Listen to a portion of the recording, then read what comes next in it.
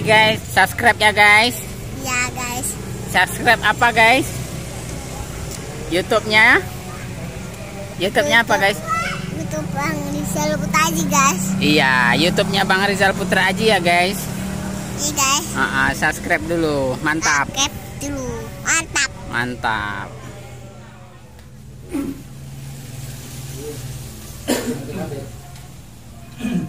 Nah, coba tiliknya nang dapur itu tasnya Bang Rizal ketinggalan.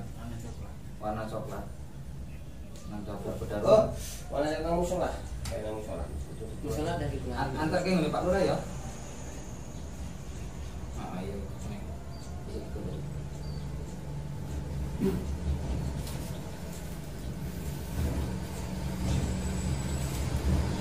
Oke teman-teman, Bapak Ibu, sahabat semuanya, alhamdulillah saya Bang Rizal Putra Aji kali ini dapat kesempatan baik datang dari Lampung Timur ke Lampung Tengah. Sengaja ada rasa rindu ingin bertemu dengan warga Puncewarno, terutama Bapak Kepala Desanya, Bapak Heri Irianto. Di sini kita tadi sudah selesai melaksanakan acara bedah rumah ya Pak ya? Iya, bedah rumah. Iya, untuk pembuatan rumah layak huni ya alhamdulillah sudah kita serahkan tadi kepada Bapak Abdul Kohar Satun ya, warga Puncewarno, dusun berapa? Dusun satu. Dusun satu. Ya, alhamdulillah. Jadi teman-teman supaya teman-teman paham Pak Sartun itu dia itu seperti apa, mungkin Pak siapa? Pak Bayan bisa jelaskan sedikit kenapa sih Pak Sartun itu kita upayakan supaya dapat rumah layak huni itu seperti apa? Terima kasih Bang Rizal dan rekan Bang Toib, Bapak Kepala Kampung dan Bapak Bayanaris yang kami hormati. Saya di sini sebagai Kepala Dusun 1. Alhamdulillah bulan ini di Dusun 1 RT 1 Iya. rumah Bapak Abdul Kohar Satun kita donasikan, kita masukkan ke bedah rumah layak huni. Itu karena emang Bapak Abdul Kohar Satun itu emang wajib kita bantu. Dengan cara apa? Dengan cara gotong royong supaya masyarakat lingkungan Dusun 1, baik Dusun 1 sampai Dusun 12, bahkan di luar Ponco juga banyak yang membantu. Ya. Iya. Dari luar negeri juga ada. Ini gini, ada sesuatu hal yang menarik ya. Ya. Jadi saya tuh sampai nggak bisa ngomong juga. Jadi dulu pernah saya dikirimi video. Sebetulnya saya nggak percaya. Ini videonya beneran apa enggak, apa guyon? Jadi di waktu itu Bapak Heri Irianto, Ya. jadi juga dibantu oleh masyarakat untuk bedah rumahnya ya. Betul gitu ya? Iya. Oh, itu gimana Pak ceritanya? Kan biasanya kita kan bantu. Iya. Ya. Ternyata yang bantu juga bukan orang yang mampu, meskipun kepala desa ini yang luar biasanya. Bahkan rumah Pak Kepala Desa ini teman-teman ya, dulu pernah dibedah juga oleh masyarakatnya. Nah ini gimana ceritanya, kita nanya apanya sama Pak Lurah biar kita tahu. Iya, terima kasih Pak Rizal. Mungkin ini bentuk inspirasi untuk semua yang mendengarkan uploadan ini, YouTuber ini. Benar, saya Kepala Kampung Puncewarno, alhamdulillah saya punya masyarakat yang hebat Pak Rizal. Sudah 9 kami membuat rumah layak huni untuk masyarakat yang kurang mampu. Walaupun sebenarnya ke 10, karena yang satu jatuh di rumah saya.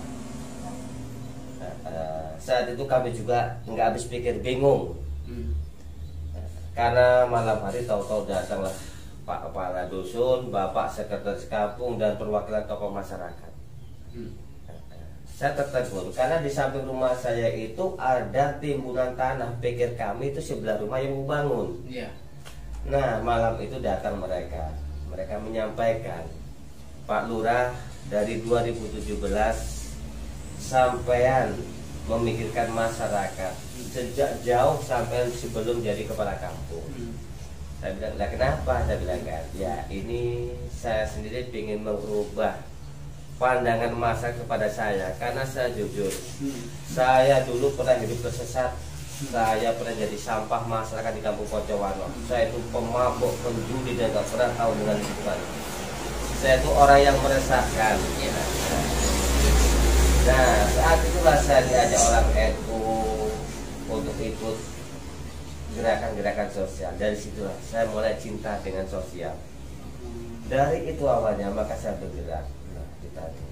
Maka saya sampaikan dari mereka, emang benar, mungkin dari 300 sekian kepala kampung di Lampung Tengah rumah saya paling jelek. Tapi kenapa? Apa sampai malu punya lurah yang begitu?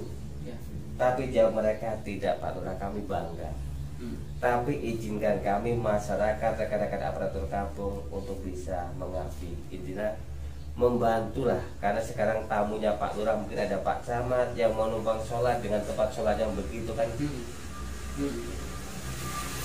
Yang waktu itu jujur aja Bang Rijal, kayak saya pribadi hanya bisa kaget terkejut, termasuk istri saya. Kami tidak akan menyangka kalau ada kalimat begitu dari tokoh masyarakat. Walaupun saya katakan iya saat itu juga, tapi hati ini sudah menangis. Maka setelah mereka pada pergi, istri pun menangis, kami menangis.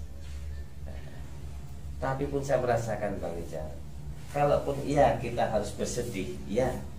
Tapi kebanggaan bagi saya berarti benar-benar saya sudah menanamkan rasa kepedulian kepada masyarakat. Itu yang saya banggakan.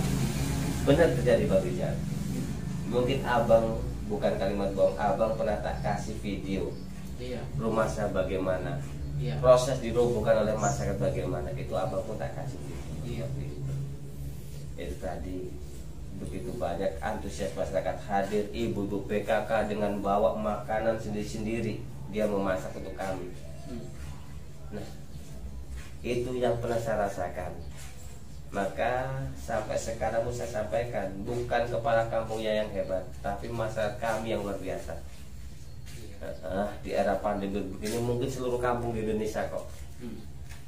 Orang merasa saya terkena korban COVID, saya harus dapat bantuan. Tapi masyarakat kami sekarang ini dia sadar bahwa tangan itu nggak harus selalu di bawah. Tangan itu nggak harus di bawah. Karena ya apa ya, kalimat berbagi itu indah, itu kami gaungkan dari 2017 sampai sekarang. Bukan hanya wacana, kalimat bukan, fakta yang ada di lapangan begitu. Kami kerjasama dengan Mitra Sakti masalah UDGJ, kami kerjasama. Relawan darah alhamdulillah dengan DDSP Prinsewu dan DDS Lampung Tengah kami pun bermitra. Hampir 430-450 kantong darah 450 kantong darah segar yang sudah kami sumbangkan untuk pasien-pasien. Kami sudah punya pendonor aktif tuh hampir 310 lebih ya. Ini relawan juga dengan kami sama-sama Pak Aris dari DDS Lampung Tengah. Jadi itu tadi gerakan-gerakan kami di situ. Intinya kami juga nggak pernah darah kita mau buat siapa tidak pernah. Darah kita buat siapapun mau, yang penting kita ikhlas di situ. Kita ikhlas. Maka itu sering saya ngomong dengan masyarakat, dengan kepala dusun kami, jangan harap sampai akan dihargai oleh masyarakat kalau kamu orang nggak pernah berbuat apapun untuk masyarakat. Kamu kalau tidak punya jiwa sosial sudah selesai, karena sejatinya kepala kampung, aparatur kampung hadir di masyarakat bukan seorang pemimpin, tapi sebagai pelayan masyarakat. Iya, maka saran kami, ayo bareng-bareng semua kepala-kepala kampung yang ada di Lampung Tengah, di Lampung dan di Indonesia. Jangan kita punya jiwa saya hadir sebagai pemimpin semata-mata itu selesai. Benar-benar kita hadir ke masyarakat, ya kita sebagai pelayan masyarakat. Intinya itu, mungkin nasib dari sekian puluh, sekian ratus kepala kampung hanya saya kok. Saya yang merasakan rumah saya dibangun oleh masyarakat. Sedih ya, sedih bang. Iya. Tapi bagaimana juga itu gambaran bahwa saya tidak sia-sia perjuangan kami dari 2017. Intinya saya cuma awalnya apa ya? Kami hanya ingin merubah statement masyarakat ke kami, ke saya pribadi. Saya hidup di jalan itu 17 tahun. 17 tahun. Nggak akan malu saya ceritakan. Saya pernah menggantikan kepala dusun-dusun. Awalnya saya kepala dusun. 1,5 tahun saya pernah menjadi bandar ogen. Saya pernah. Saya nggak berani jujur di sini. Karena waktu itu saya berpikir, kadang-kadang kami ingin bantu orang. Duit dari mana? Ya cuman alhamdulillah banyak yang menggandeng kami sehingga kami bisa lebih baik lagi. Pekerjaan itu kita tinggalkan, kita bisa rekrut. Mungkin Abang Rizal di tempat Bapak Ponira, Mbak Ponira itu yang ke-7 sampai hadir di situ. Sekarang yang ke-9 lebih luar biasa. Kami punya donatur dari Singapura. Singapura pun peduli dengan di sini, rekan-rekan TKI yang ada di Singapura. Semua peduli dengan kita. Ya itu tadi Bang, saya katakan, kalau dikatakan nggak lelah, siapa yang nggak lelah? Maka saya sampaikan dengan ketua panitia yang sangat luar biasa tadi itu. Lelah kita nantinya akan terbayar lunas seketika kita melihat keluarga Bapak Satu tersenyum. Nyatanya benar kan? Ini rekan-rekan semua, kita lihat tangis bahagianya Bapak Satu tadi. Hilang kok lelah ini. Maka hanya satu pesan saya, siapapun yang mendengarkan uploadan video ini, andai pun kita tidak bisa seperti Lilin, yang harus habis badan kita untuk menerangi lingkungan. Tapi tolong kita jangan seperti tubuh Monas dengan emasnya yang gede di atas, bangunan kokoh, tapi di bawahnya itu banyak pengemis gelandangan. Intinya emas bangunan ini hanya bisa kita pandang, kok kita nikmati tidak ada faedah ke lingkungan. Ya buat apa Bang? Kita dikaruniai harta yang lebih, mungkin sholat cukup 5 waktu, tapi kita tetap tidak peduli melihat saudara-saudara kita yang kekurangan. Tuhan juga nggak kepingin yang begitu kok. Makanya prinsip saya dari awal Bang, saya pernah pesan dari ayah saya dulu, jangan takut kamu kelaparan, jangan takut kamu miskin kalau kamu membantu orang. Itu benar-benar pesan dari ayah saya. Karena ayah saya itu saking bangganya, dulu kami yang punya cita-cita kok mau jadi kepala dusun awalnya, jadi 3 tahun ganti. Itu tadi Pak. Maka ya itulah, saya cerita begini nggak ada yang saya tambah kok. Ini adanya saya, kampung kami. Ya ini begini. Saya ikut bangga Pak, ikut senang. Pertama bersyukur kepada Allah Tuhan Yang Maha Esa ya. Jadi saya melihat antusias masyarakatnya untuk peduli terhadap lingkungannya melalui kebersamaan itu, memang jiwa itu memang kepanggil. Jadi untuk ikut hadir bergabung, dan saya sangat sepakat tadi Pak Lurah menyampaikan, ketika kita melihat senyum dari penerima manfaat, lelah kita hilang.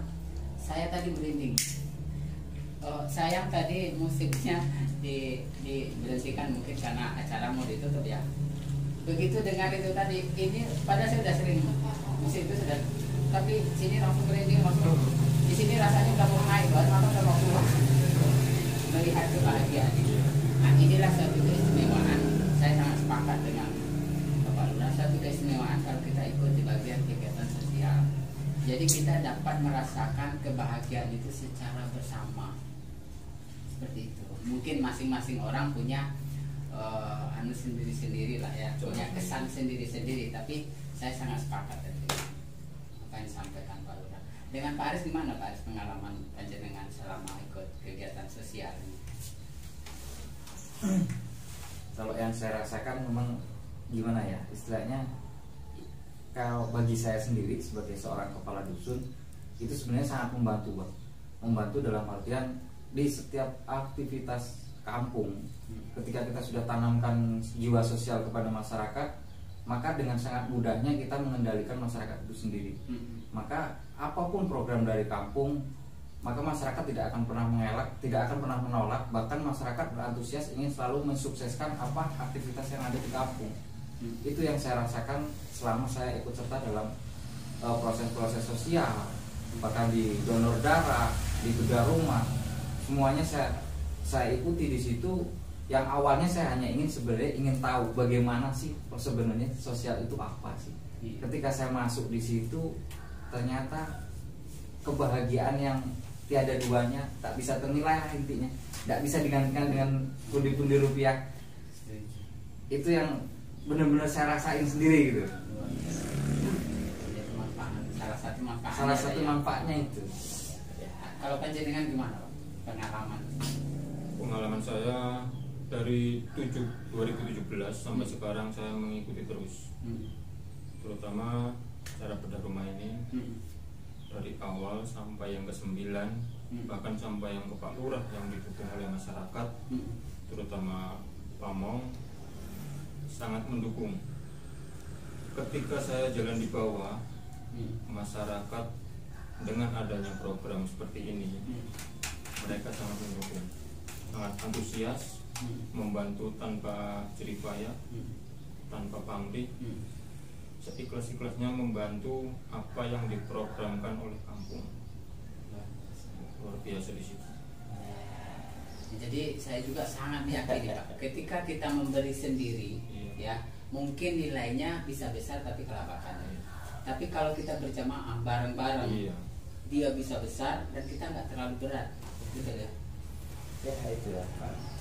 Pak mungkin gimana? Ntar dulu gimana? Anggapannya gimana nih? Kalau menurut saya itu apa di bedah rumah ini, saya sebagai warga biasa lah ya. Iya. Saya gimana ya? Saya merasa ini bukan apa namanya, pekerjaan berupa grup ya. Ini kan kerjaan kita. Nah, itulah yang akan aku rasa. Ini apa program kita bersama. Ayo Ada rasa tanggung jawab bersama. tanggung jawab bersama. Mas siapa tadi namanya? Muklis. Mas Muklis gimana nih kesannya pengalamannya setelah ikut bedah rumah, perasaannya kemana? Perasaannya tuh bangga loh. Iya. Bangga ya. Apa yang membuat penjenengan kok bisa jadi bangga itu gimana itu? Karena kekompakan dan kegotong royongan masyarakat Kampung Pocowarna ini sangat mendukung untuk kegiatan sosial.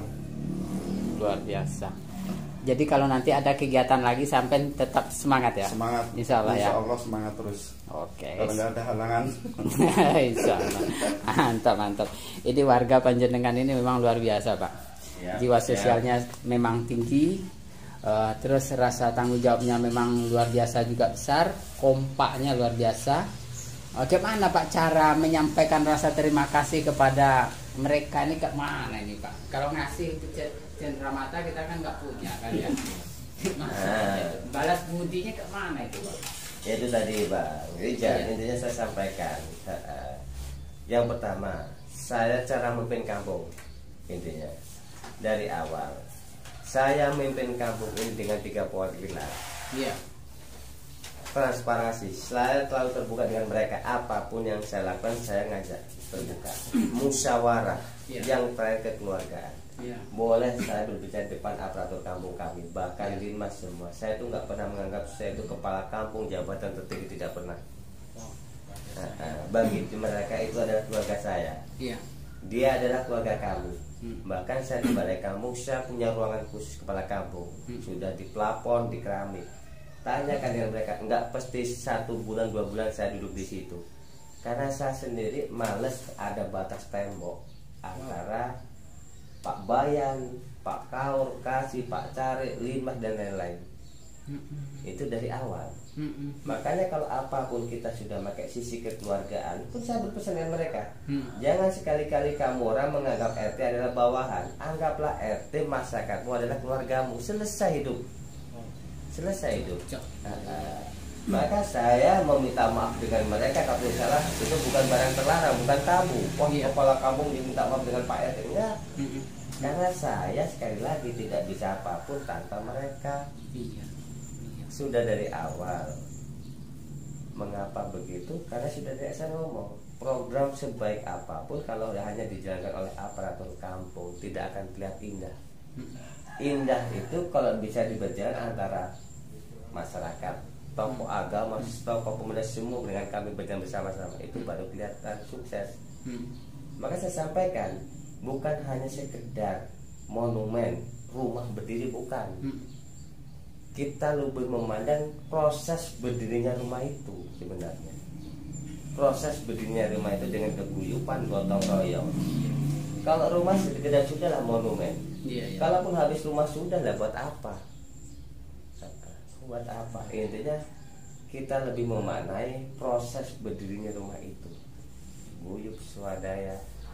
Bayangkan di situ kita bersama-sama dari batu bata, dari yang ngasih 50, 10, 100, 200 kita kumpulkan terus.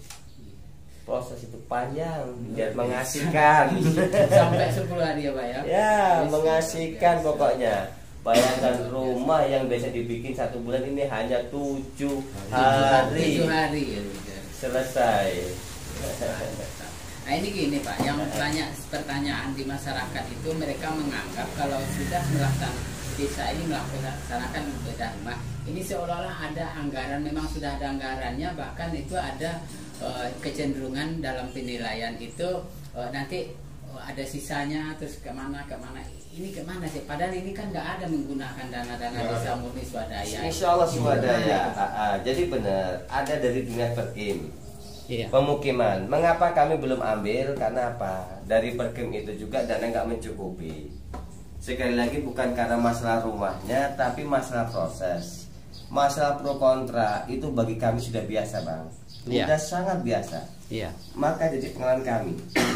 Biasanya orang-orang yang nggak mau terlibat itu orang yang hanya saban hari mencari-cari kesalahan kita. Itu udah wajar, manusiawi. Pro kontra itu. Jadi ini benar-benar swadaya dari masyarakat, tidak ada campur tangan dari pemerintah. Ini yang salah satu saya tanamkan kepada aparatur kami dan masyarakat. Indonesia sudah 76 tahun merdeka loh. Sementara kadang-kadang masyarakat hanya berpikir apa sih yang telah diberikan negara, kampung kepada kita. Mereka itu nggak pernah berpikir apa sih yang telah kita berikan loh kepada negara ini. Kita bisa, tapi kasihan di era pandemi ini negara kita pun lagi berduka kok. Anggaran defisit jauh. Mungkin kalau kita bisa mandiri, kita bisa meringankan dinas perkim, pemukiman itu tadi. Itu harapan kami. Maka dengan negara pun kita harus berbakti mengabdi, dengan sesama pun sama aja. Saya tekankan itu tadi, harus ada kalimat yang dibalik apa yang telah kita berikan untuk negara. Kita nggak ikut berjuang dulu kok. Mungkin di era pandemi ini negara lagi berduka lah, kalau kita selalu merorong minta dengan negara kan kasihan. Maka kemarin hadir Pak Bupati di tengah bedah rumah yang ke-9 ini. Apa kata beliau? Maaf, bukan berarti kami menjatuhkan kampung-kampung yang lain, tidak. Ini kata Bapak Bupati luar biasa. Poncowano bisa membangun rambat beton sepanjang 210 meter dengan anggaran hampir 30 juta lebih, swadaya masyarakat. Mereka sadar dana desa tidak akan bisa membangun kampung seluas Poncowano. Mereka sadar. Dan kami pun laporan kami Pak Bupati bukan barang hoak. Insya Allah di tanggal 17 Agustus besok kami akan mengasih hadiah ulang tahun RI yang ke-76. Kami akan berbuat lagi dengan masyarakat Poncowano. Kami akan bangun rambat beton yang lebih panjang, pengecoran jalan sepanjang 350 meter dengan anggaran kurang lebih 65 juta. Itu jadi saya selain mengenalkan jiwa sosial, kita juga jiwa swadaya kepada masyarakat. Jangan selalu kita hanya mengemis dari negara segala macam. Kasihan negara kita lagi berduka. Ya itulah yang kami terapkan di masyarakat, hanya itu kok. Jadi ujung nanti cerita saya selesai jadi kepala kampung, saya punya kenangan dengan rekan-rekan semua, cerita kepada anak cucu. Itu loh karya-karya kita dulu. Iya. Kita tinggalkan kenangan yang manis Bang. Iya.